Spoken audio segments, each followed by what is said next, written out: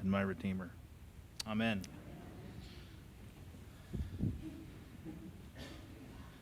You of little faith, why did you doubt? It kind of sounds like the disappointed dad. Like when I hear that part, we've all done something or been in that spot where you just felt like you didn't do good enough. And when it comes to Peter walking on water, he often becomes the main focus of the story. Over the years, I've heard a number of sermons condemning him for his lack of faith, as I'm sure you have too. It is true, Jesus does tell Peter that he is a man of little faith. But what about the other 11? None of them got out of the boat. So if Peter had little faith, that means that they had none.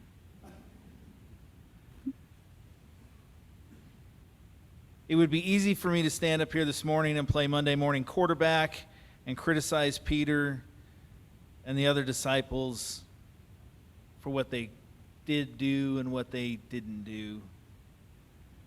And it would be easy for me to tell you that this is a message that's just about faith or the lack of faith. And I'm not going to do that because I believe that this message is way deeper than that. So to set the stage here, Jesus basically tells the disciples to head out without him while he finishes up with the crowds. So, I would imagine they're kicking back on the boat, they're visiting, laughing, maybe telling stories that occurred that day. Maybe they're jamming out to a little bit of Pink Floyd or Jimi Hendrix.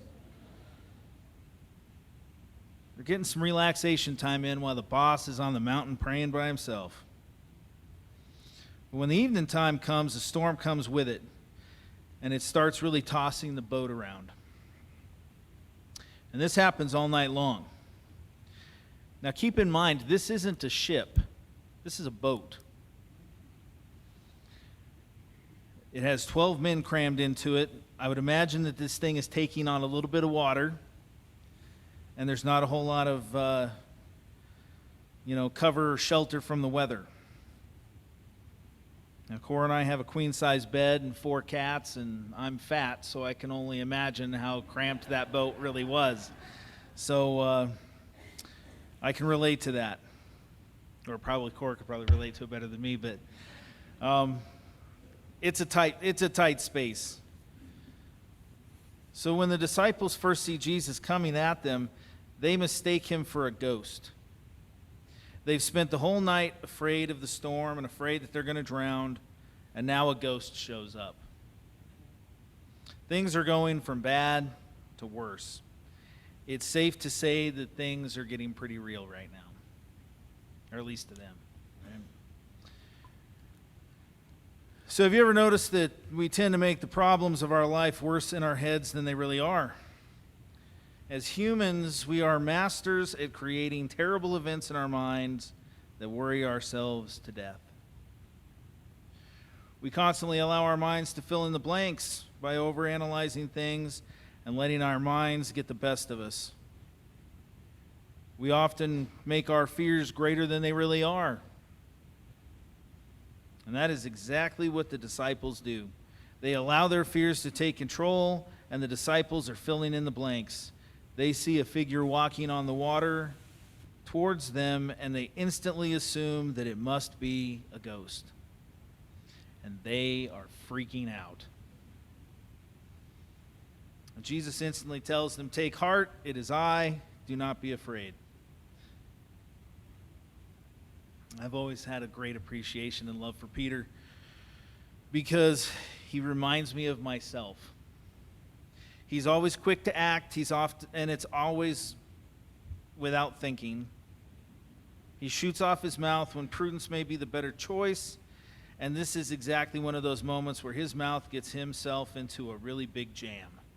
Because Peter yells out, "Lord, if it's you, command me to come out to you on the water." Why would you ask that? Why would you say that? It kind of sounds like, let's be honest, sounds like crap is hitting the fan. The water's crazy, the storm is nuts, and you're in a little boat. You're already scared, and you're asking to go out on the water. That kind of always surprised me. But Peter does it. So he leaves the boat when he knows that this is Jesus on the water and not a ghost. And for a little while, he walks on the water. Peter is doing the impossible, but then things changed. Peter took his eyes off of Jesus and he focused on the storm, and he became frightened.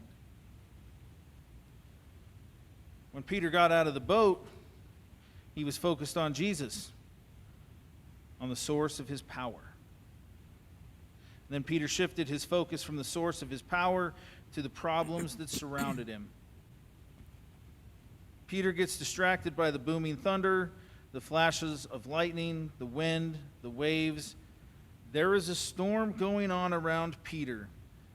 It's easy to see why he gets distracted. He's afraid. Just a few moments ago, he was hiding in the boat from the storm. Now he is exposed in the middle of the storm and in the water. Peter panics and he starts to sink. And he cries out, "Lord, save me." And Jesus reaches out his hand and catches him. If we're all honest with ourselves, it'd be easy for us to admit that we get scared easily by things that look like they will overtake us. And we turn from Jesus when that happens. The source of our power and peace. We will sink every time when we get distracted from Jesus. When we choose to focus on the problems rather than the power, we sacrifice our connection with Jesus. Jesus is a power greater than any problem we will ever face. When our problems distract us from Jesus, we turn from the greatest power that there is to a lesser power. John writes in 1 John 4:4, "The one who is in you is greater than the one who is in the world." It's a pretty powerful sentence. The one who is in you is greater than the one who is in the world. If we focus on the problems, then we will lose sight of the one greater than anything. We must never allow the problems of this world to distract us from the source of our power. When Peter got into the boat with Jesus, the disciples worshiped Jesus. And I get the feeling that this worship of him was different than they had experienced before. Something about the whole experience opened their eyes to the power and ability of Jesus. Before this encounter, Jesus was just an amazing man to them. That's how they viewed Jesus. He was an amazing man. But now the disciples see him as the Messiah and the Son of God. So how can we see Jesus for who he really is? How can we move from seeing Jesus as just a great man to the only one who can change our lives? We must spend time with him. It's really just that simple. Just spend time with him. But sometimes it's the most obvious things that we fail to see. To know Jesus, we must spend time with Jesus. If you do not have that personal connection with the Lord, how will you react when the storms of life come? How long will you wait till you call on Jesus? We tend to often try to think our way out of our own problems and search for others who can get us out of our problems before we look to Jesus. Why is Jesus not our first refuge in difficult times? No matter how we answer that question, and that answer is different for every one of us, there is a deeper problem. We doubt Jesus. We trust our skills, ourselves, our intellect, our money, our positions, our connections more than we do the Son of God. We only turn to Jesus as a last result. We put Jesus on a time limit.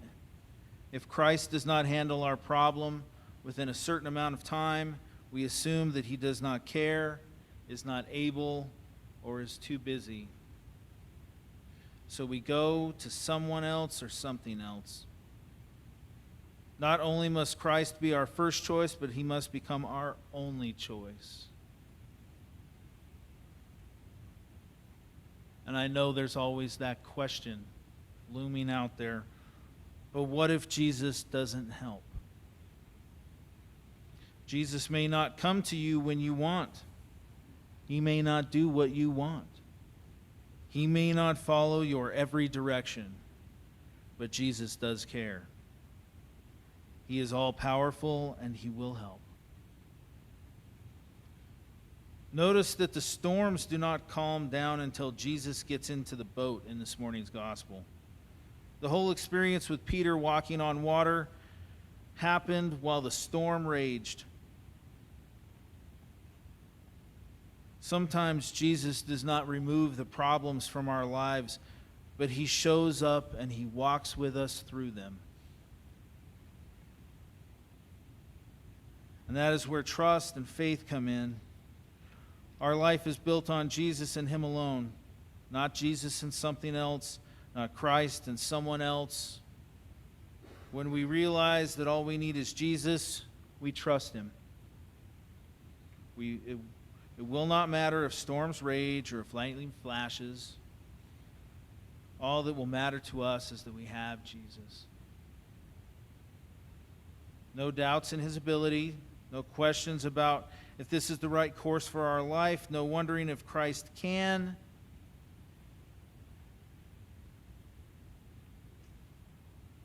Friends, Jesus already knows you.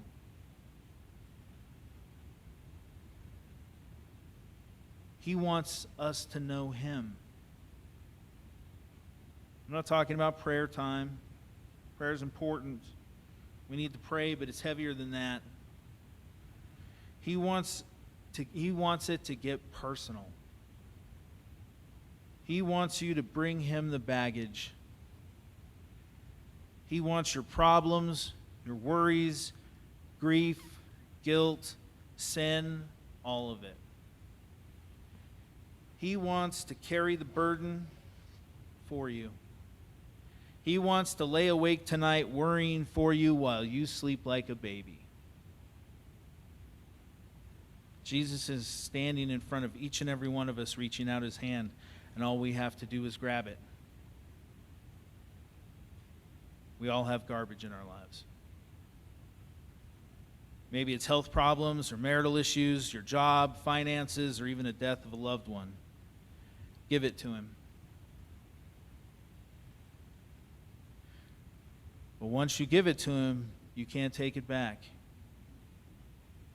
You have to faithfully put it in the Lord's hands and let it run its course. One of the hardest things for us to do as Christians is to let go. I'm going to say two things that are really important. I want you to repeat after me. I want you to say, "It's not my plan." It's not my plan. It's not my timeline. It's not my timeline. Those are two really important things. Things that took me a long time to learn personally. We have to stop trying to force things to happen. We have to stop thinking that we are in control and that we know what is best. We've all lived life. Sometimes we've lived it at the speed of 100 miles an hour, sometimes not so quick. If we reflect back on our lives, we probably would all agree that we knew that the Lord was always a part of it. That there were times where we welcomed his presence, times where we tried to run from it, times where he was clearly with us, and times that we were not so sure. But when we give that control to the Lord, our lives begin to change and we see that we're never alone, even when we're in those dark night of the soul moments where we feel completely broken. The sooner we learn to just give in to the Lord, the more we will come into his presence. The storms of life will feed our faith and lift our spirits. It is impossible to come into the presence of Jesus and leave the same way you came. And that's exactly what happened to the disciples. They've come into the presence of Jesus and just Jesus. They have seen him do the incredible, and that has dispelled the disillusionment, defeated the distractions, and destroyed the doubts. That is what we need to do. We need to know Christ personally. We need to stay focused on him and to trust him only. And when we do those three things, Jesus can look at us and say, "Come out of the boat," and we will. Amen. Amen.